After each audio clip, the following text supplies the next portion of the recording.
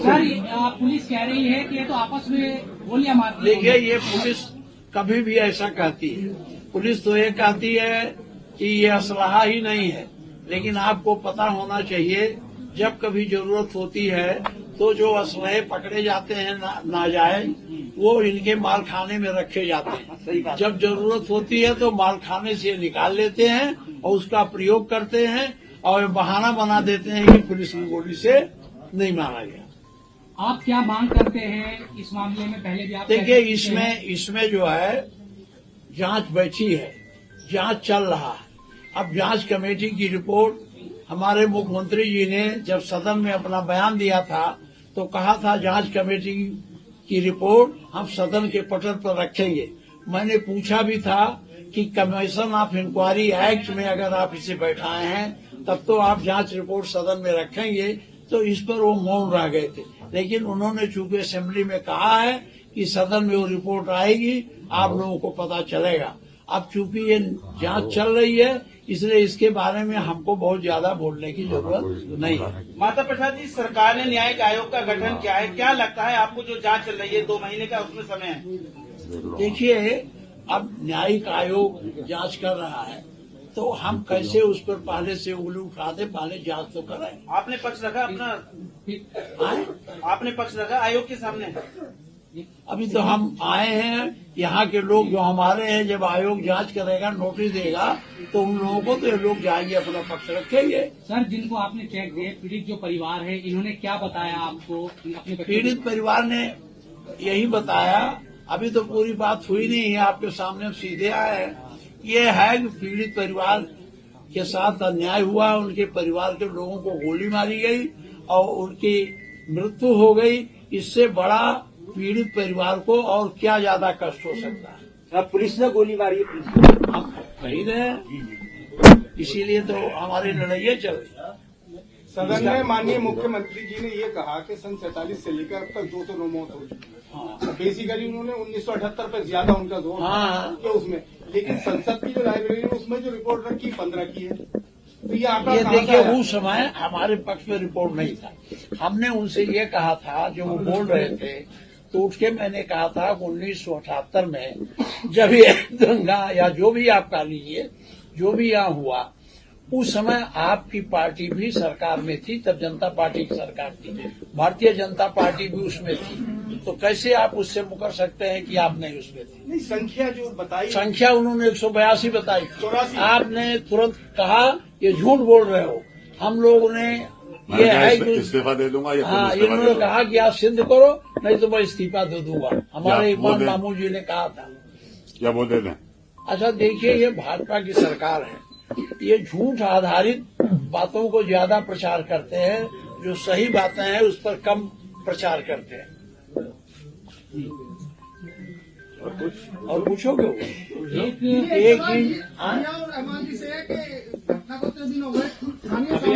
उससे आप सवाल करेंगे, पहले भी माननीय जय जी से कर लें, उसके बाद पूछो ना क्या पूछना। सर, आपके सांसद जी के खिलाफ, यहाँ सपा सांसद जी और रहमान बख्श साहब के खिलाफ मुकदमा दर्ज हुआ है, उसको लेकर क्या कहेंगे सर? देखिए, ये मुकदमे जो है ये नाजायज ढंग से, गलत ढंग से दर्ज कराए गए हैं। जिस दिन ये आपकी बात हो रही थी, यहाँ विवाद हो रहा था, उस दिन यहाँ थे ही नहीं, बंगलोर में कहीं थे। मैंने असेंबली में भी कहा था, जब मैं अपनी बात रख रहा था तो मैंने कहा जब वो थे ही नहीं तो कैसे वो मुलजिम हो गए? हमारे देश की हालत है वो खराब होती जा रही है। चुनाव में धांधली भी, चाहे कुदरती हो, चाहे कटहरी हो, चाहे खैर हो, चाहे मजुआ हो, इन्होंने पुलिस लगाकर बड़े पैमाने पर वोटों को डालने से रोका और अपना वोट पुलिस के माध्यम से डलवाया। दूसरी बात, कानून व्यवस्था की स्थिति दिनों दिन गिरती जाती है।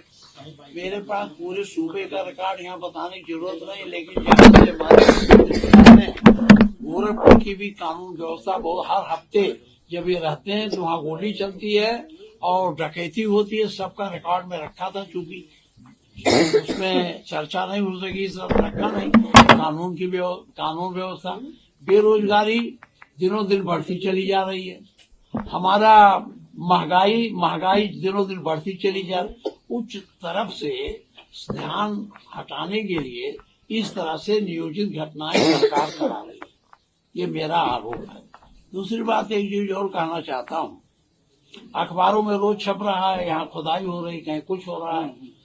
मस्जिद के सामने कुछ वर्ग मीटर में ये पुलिस चौकी बनाना चाहते हैं। जब वो एसआई के अंदर वो मस्जिद है, उसके बगल में किसी को घर बिना परमिशन के नहीं बनाने देते, तो क्या चौकी बनाने के लिए इन्होंने पुरातत्व विभाग से परमिशन, एसआई से परमिशन लिया है? अगर नहीं लिया है तो कैसे बन रहा है? ये अनैतिक अवैधानिक काम पुलिस के द्वारा हो रहा है कि नहीं हो रहा? इसलिए हमारी मांग है कि इन अवैधानिक कार्यों की जांच होनी चाहिए और जांच होकर जो भी इस तरह के काम कर रहे हैं उनके विरुद्ध कार्रवाई होनी चाहिए। अब आपको निर्माण रोक दिया जाए, निर्माण कार्य रोक दिया। कुछ लोगों को वहाँ एतराज हुआ था जब जुमे की रोक नमाज दिया हुई है, थी। चौकी तो चीज बनी रही है। जी जी, बता दीजिए, कुछ लोगों ने वहाँ एतराज किया था जुमे की जब नमाज हो रही थी, उसके बाद उन्होंने कहा जमीन हमारी है और हमने वक्फ कर दी है। तो जमीन को लेकर विवाद हुआ, इस पर आप क्या कहें? देखिए, जमीन पुलिस जो है सबके जमीन पर चौकी नहीं बना सकती। जो उसकी जमीन होगी, सरकार की जमीन होगी, उसी पर बना सकता। बिना किसी के परमिशन के उसकी जमीन या तो एक्वायर करे, मुआवजा दे के उस जमीन को लेंगे तब बनावे। वक्फ की जमीन को भी ये जबरदस्ती नहीं ले सकते।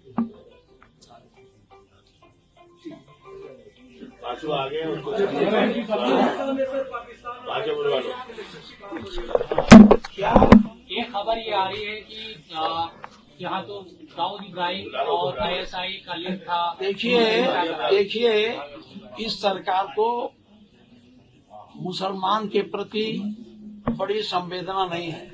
ये दाऊद इब्राहिम को तो जानते हैं